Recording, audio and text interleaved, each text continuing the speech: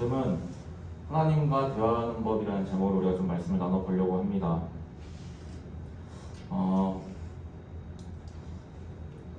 먼저 우리가 기도를 하죠. 교회 다니는 사람, 하나님 믿는 사람, 정확히는 예수 그리스도를 믿는 사람은 기본적으로 하나님한테 개인적인 기도를 할 수 있는 자격이 있는 사람들이에요. 하나님은 예수 그리스도를 믿는 사람한테 이런 권리를 주셨어요.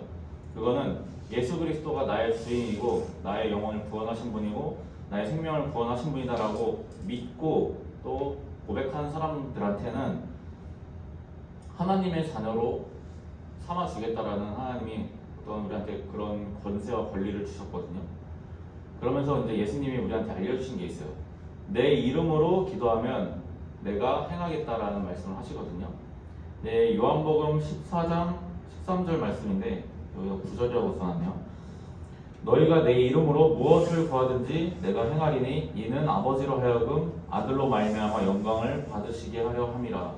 이게 예수님이 하신 말씀이에요. 예수님이 내 이름으로 구하면 내가 행하겠다라고 말씀하시는 거는 결국은 예수님의 이름으로 기도할 때 하나님 우리의 기도를 들어주신다라는 의미거든요. 근데 사람들이 이 얘기를 들으면은 이거를 생각해요. 들어준다라는 게 이렇게 여기서 이제 행하리니라고 하시는데 행한다는 게 결국 우리가 기도한 대로 예수님께서 하신다라는 건데 한편으로는 이게 들어야지 하실 거 아니에요. 근데 이걸 바꿔 말하면 사람들은 이거를 그냥 내가 소원 빌면 다 들어준다라는 식으로 이해를 해요. 요한복음 14장 13절이 이제 이야기하듯이 구하는 대로 예수님이 행하신다라는 말이 이게 분명히 예수님이 하신 말씀이지만 이 말씀을 그저 그냥 하나님을 복주는 존재, 소원 비는 존재로서 우리가 생각을 하는 게 지금 사람들이 생각하는 현실이에요. 그래서 자기들이 원하는 대로 생각하고 하나님 기도 안 들어주면 하나님 미워하고 멀리하고. 근데 우리가 기억하실지 모르겠는데 32장 말씀을 가지고 하나님이 인격이 있는 분이다라는 걸 우리가 좀 나눴었어요. 하나님이 인격적인 분이다라고 이제 우리가 나눴었는데 들어주신다라는 말은 우리가 들어주신다라고 표현을 하잖아요. 그러면 들어준다라는 거는 기본적으로 대화를 의미를 하거든요.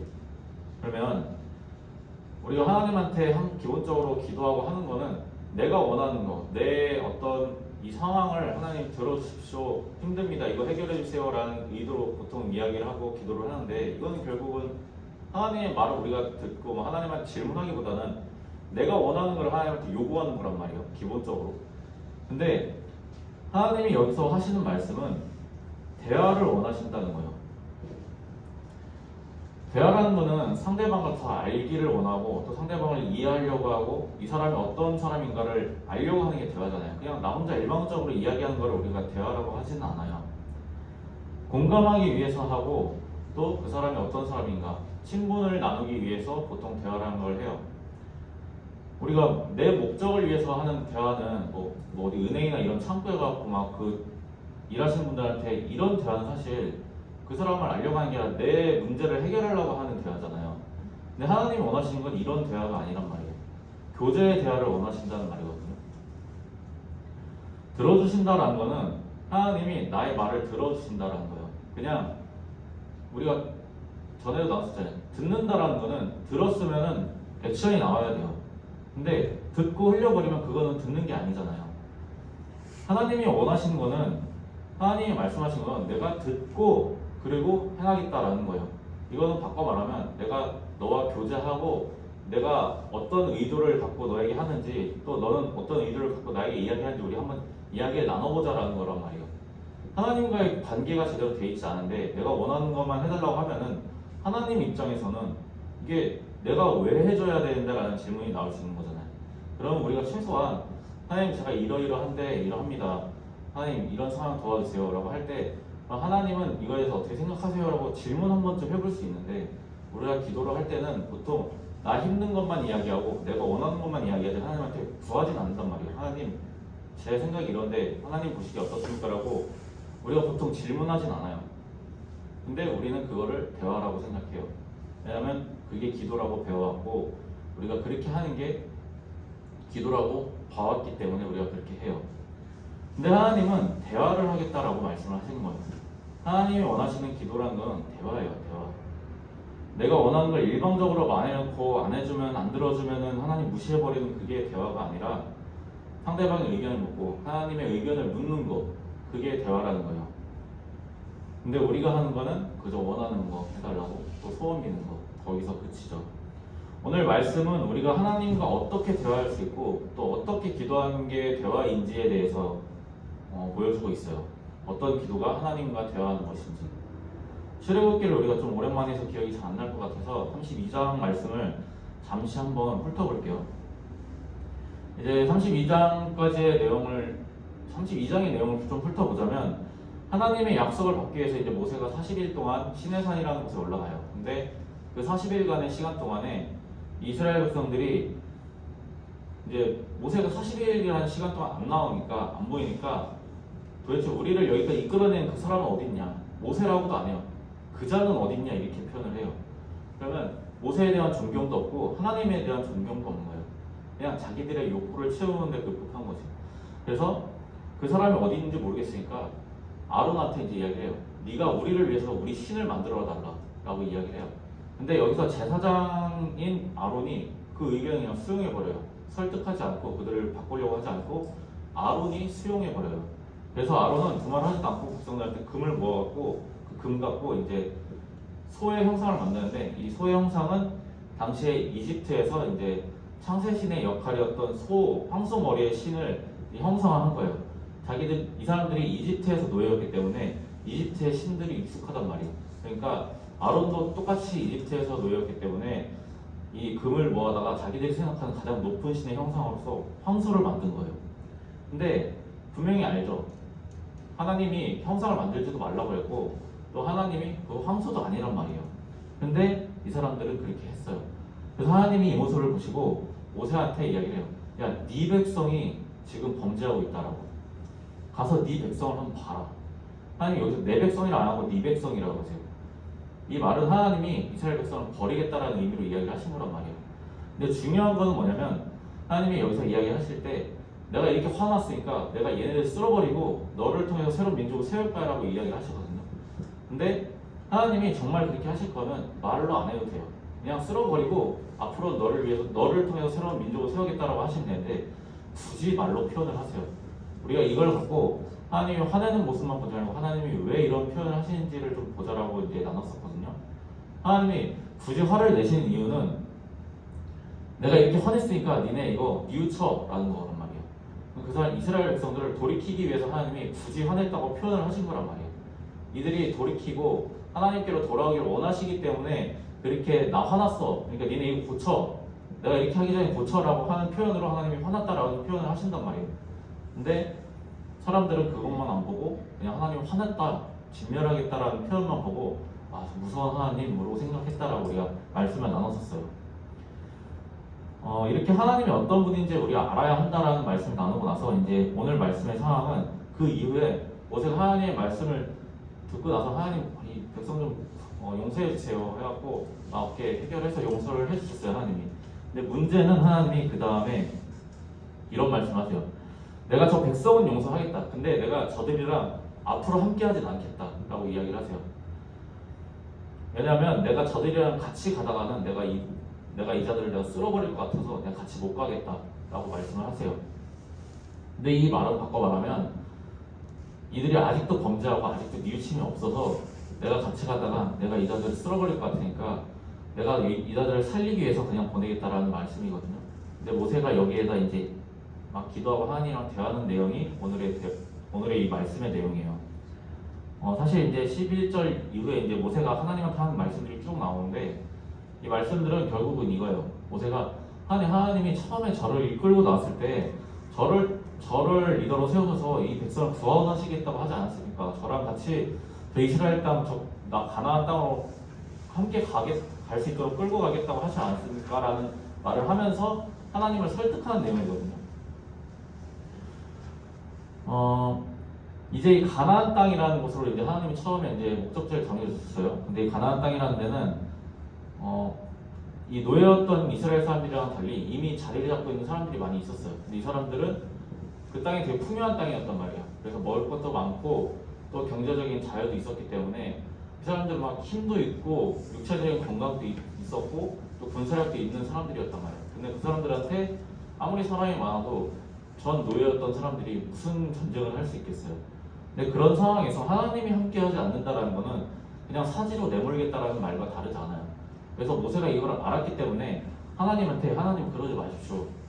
하나님 그렇게 하시면 안 됩니다. 라고 이제 설득을 하는 게 오늘 말씀 이후의 이제 내용이거든요. 근데 이제 성경이 모세와 하나님의 대화를 이제 어떻게 표현하는지가 중요해요. 우리가 이 오늘 읽은 말씀 3절 다시 한번 같이 읽어볼게요. 시작. 모세가 회막에 들어갈 때 구름 기둥이 내려 회막 문에 서며 여호와께서 모세와 말씀하시니 모세가 회막에 들어갈 때 구름 기둥이 내려 회막 문에 서며 여호와께서 모세와 제가 똑같은 거 읽었나요? 11절만 같이 읽어볼게요. 시작. 사람이 자기의 친구와 이야기함 같이 여호와께서는 모세와 대면하여 말씀하시며 모세는 진으로 돌아오나 눈의 아들 젊은 수동자 여호수아는 회막을 떠나지 아니하니라. 아멘. 지금 여기 보면 사람이 자기의 친구와 이야기함 같이 여호와께서 모세와 대면하여 말씀하시며라고 이제 말씀하고 있거든요. 성경은 모세가 하나님을 대하고 또 하나님이 모세를 대할 때 어떤 식으로 이야기를 하는지를 이제 보여주고 있어요. 하나님이 모세를 대할 때 사람이 자기 친구를 대하듯이 이야기하듯이 모세를 대면했다라고 말씀하고 있거든요. 이 시대는 군주 시대예요. 왕이 통치하는 시대 기본적으로. 그리고 신이 세상을 다스린다라고 믿는 시대예요. 근데 이 왕과 신하의 관계라는 거는 우리가 영화나 드라마 같은 데 봐서 알겠지만 절대적인 관계예요. 왕의 명령 앞에 신하는 엎드려야 되는 관계예요.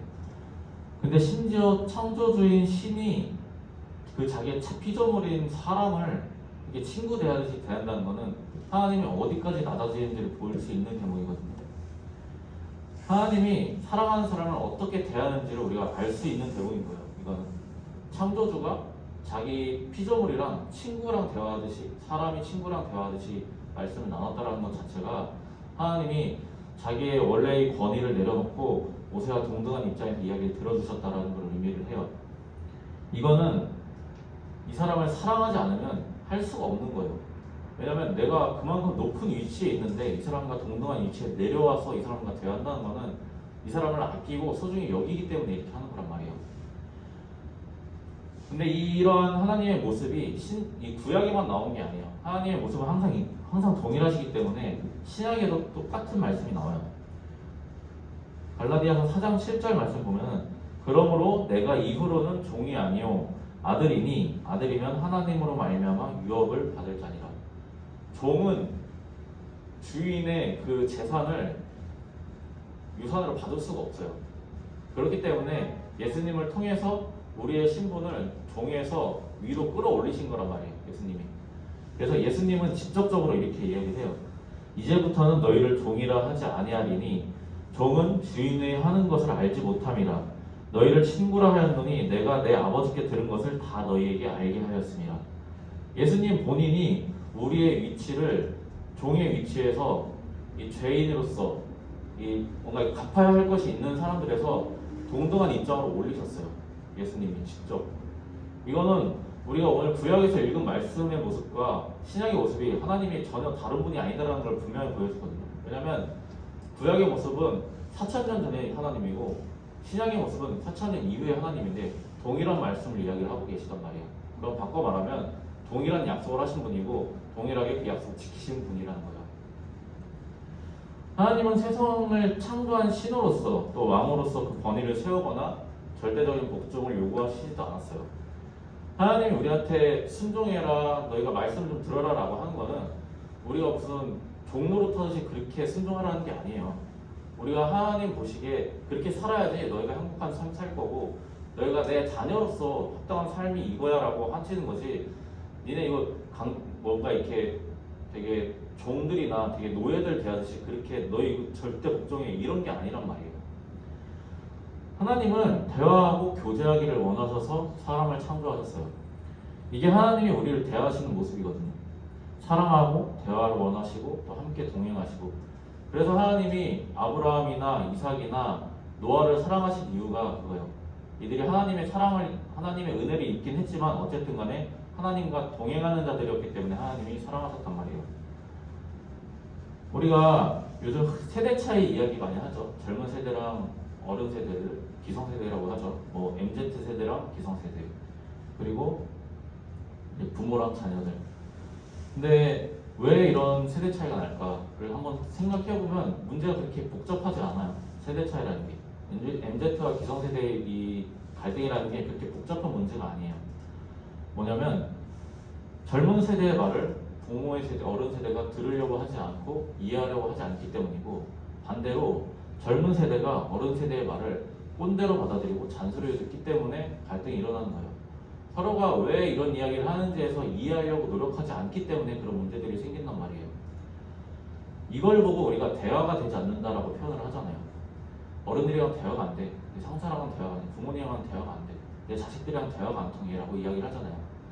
그거는 상대방을 알려고 노력하지 않기 때문에 그래요. 그 사람이 왜 이런 말을 하는지 어떤 배경에서 이런 말을 하는지를 알아야 그 사람이 이런 말을 하는 이유에 대해서 우리가 생각을 할 거 아니에요. 근데 상대방이 어떤 사람인지 어떤 삶을 살아가는지에 대해서 우리가 관심이 없으면 그 사람이 하는 말을 이해할 수가 없어요. 성경도 마찬가지예요. 성경도 이 글이 쓰여진 시대와 왜 이 사람이 이런 글을 썼는지를 알지를 못하면 왜 성경에서 이런 말씀을 하는지를 우리가 알 수가 없단 말이에요. 대화라는 거는 결국 상대방의 마음을 알고 상대방의 생각을 이해하고 진심으로 대하는 것을 이야기해요. 세대 간의 대화같이 먼 이야기가 아니라 좀 더 우리가 가까이 보면 여러분은 가족들이랑 얼마나 대화하세요? 얼마나 진중한 얘기를 좀 하세요? 내 미래를 위해서 또 상대방의 미래를 위해서 상대방의 어려움이나 힘듦에 대해서 얼마나 이해를 하고 계세요? 얼마나 상대방을 알려고 시도하세요? 여러분 한번 생각해 봤으면 좋겠어요. 내가 가족들이랑 얼마나 많은 기도를 하나. 제가 아버지와의 관계에서 섭섭했던 건 항상 그거였어요. 아버지가 내가 뭘 하는지 어떤 거에 관심이 있는지 또 어떤 진로에 대해 생각하고 있는지 물어보시질 않는 거예요. 그게 되게 섭섭했어요. 근데 어느 날 정신 차리고 보니까 내가 아버지가 어떻게 살아왔는지에 대해서 관심을 가져본 적이 없더라고요. 근데 내가 관심이 없으니까 아버지도 나에게 대해서 관심을 갖고 싶어도 접근을 못 하시는 거예요. 기본적으로 부모보다는 자녀가 접근하기가 더 편해요. 부모님은 자녀에게 접근하는 걸 어려워하기 때문에. 여러분 진짜 가족에 대해서 얼마나 관심이 있는지 한번 생각을 해보시길 바라요. 부모님의 취미가 뭔지 아세요? 부모님의 원래 꿈이 뭐였는지 아세요? 부모님이 젊은 시대에 어떤 꿈을 가져봤는지 어떤 학창시절을 가졌는지 질문해 본 적 있으세요? 내 형제나 내 자매가 어떤 거에서 기뻐하고 어떤 거에서 감동받는지에 대해서 아세요? 가족들은 나에 대해서 별로 알지 못해. 가족들도 나에 대해서 별로 모르는데 내가 왜 알아야 되라고 하는 생각이 들 수도 있어요. 그러면 한번 진지하게 대화를 시도를 해보세요. 대화를 안 해보고 가족들 나 몰라, 부모님 날 몰라라고 하는 것보다 한번 나는 이런 생각 갖고 있고 나는 이렇게 생각해라고 대화를 해봤으면 좋겠어요. 대화를 하지 않으면 나 혼자 판단하면 오해가 생기고 상대방을 미워하는 마음만 생겨요. 그러다가 우리가 돌이킬 수 없는 상황이 됐을 때 그때 가서 후회하고, 그래서 사람들이 이야기하죠. 부모님이 항상 돌아가시고 후회하고 사랑하는 사람이 없어지고 후회하고. 우리가 하나님이 나를 어떻게 생각하는지에 대해서 묻는 거, 하나님이 어떤 분인지에 대해서 우리가 묻는 거 굉장히 중요해요. 하나님이 내가 어떻게 하기를 바라시는지를 우리가 질문할 수 있어야 되고, 하나님이 어떤 분인지에 대해서 우리가 알고 싶어 할 줄 알아야 돼요. 대화하려고 할 때 비로소 하나님이 우리한테 대답을 해주시는 거란 말이에요. 내가 묻지를 않는데 하나님한테 대답해 주세요 라고 이야기를 하진 않는데 하나님이 어떤 대답을 해주시겠어요? 내가 궁금해하지를 않는데 하나님이 무슨 응답을 해주시겠어요? 선생님이 동생이랑 이야기를 하는데 동생이 이야기를 해요. 성경을 좀 공부를 해보고 싶은데 흥미가 안 생긴다. 보루하고 지루하다. 근데 이거는 바꿔 말하면 내가 상대방을 알고 싶은데 그거 귀찮아, 지루해 라는 거예요. 내가 이 사람과 교제를 하고 싶은데 이 사람과 대화하는 게 그 사람이랑 대화하면서 지루해, 보루해, 귀찮아 라고 하는 거랑 다르지 않다는 거예요. 하나님은 친구를 대하듯이 모세를 대하셨고 또 하나님 나라를 상속받게 하기 위해서 나를 하나님의 아들이라고 하기 위해서 예수님을 보내셔갖고 희생하셨어요. 사람도 상대방이 어떤 사람인지를 알려고 하면, 친해지려고 하면 그 사람과 대화가 필요해요. 근데 우리는 하나님한테 불평 이야기하고 소원 들어달라고 이야기하고 이거 해서 저거 해주세요는 이야기하는데 하나님이 어떤 분이신지, 하나님이 어떤 생각을 갖고 계신지, 하나님 보시기에 이게 맞는 건지는 물어보질 않아요. 우리가 머리로는 아는데 순간에 그 감정에 휘둘려, 그 상황에 휘둘려서 이거를 물어보지를 못해요. 심지어는 우리가 기도조차 하고 싶어 하지 않아요. 스스로 기도하긴커녕 누군가가 기도해줄게라고 할 때도 불편해해요. 여러분, 하나님을 알려고 좀 노력을 해보셨으면 좋겠습니다. 우리가 친구를 알려고 노력하잖아요. 또 누군가를 알려고 노력하잖아요. 근데 사람은 알려고 노력하는데 나를 사랑한다라고 이야기하시는 늘 말씀하시나요? 우리가 교회에서 듣는 말이 맨날 하나님이 사랑하신다, 나를 사랑하신다라고 이야기하는데 왜 하나님이 왜 나를 사랑하신대? 라는 질문을 한 번쯤 가져볼 수도 있잖아요. 근데 그 관심 자체를 안 가져버리면 하나님이 어떤 분인지 우리가 알 수조차 없게 돼요. 저 전지전능하고 완전한 하나님이 도대체 나를 왜 사랑한다고 할까? 왜 알고 싶어 한다고 할까? 조금이라도 궁금증을 가져봤으면 좋겠어요. 하나님이 왜 나와 대화하고 싶어 한다고 그러지? 왜 나랑 이렇게 이야기를 하고 싶어 한다고 그러지? 나는 하나님을 본 적이 없는데 왜 그렇게 맨날 하나님이 나를 사랑한다라고 이야기를 하지? 바꿔 말하면 자꾸 이런 이야기가 나오는 거. 하나님이 너 사랑하는 거야. 하나님 너 소중히 생각해라고 자꾸 우리가 듣는다는 거는 이유가 있을 거 아니에요. 우리말에 이런 말 있잖아. 아니 때 굴뚝 연기 안 난다고. 없는 일을 갖고 우리가 그렇다라고 이야기를 하지 않는단 말이에요. 심지어 교회에서. 하나님이 어떤 분인지를 우리가 조금이라도 알려고 시도해 보였으면 좋겠습니다. 사람이 사람과의 관계에서도 그 사람을 알기 위해서 노력하듯이 또 우리가 가족을 알기 위해서 내가 노력을 해야 하듯이 하나님을 알기 위해서 우리가 조금이라도 노력을 해봤으면 좋겠습니다. 내가 하나님을 알기 위한 노력을 할 때 하나님과 대화하기 위해서 우리가 성경을 좀 궁금해하기도 하고 하나님 어떤 분인지를 알기 위해서 궁금해하기도 할 때 그때 하나님이 비로소 내 마음에 들어오시고 내 마음 만져주시고 내 기도에 응답해 주시는 거예요. 그 은혜 누릴 수 있는 우리 중구청 모두가 되기를 예수님의 이름으로 축복합니다. 우리 찬양 부르겠습니다.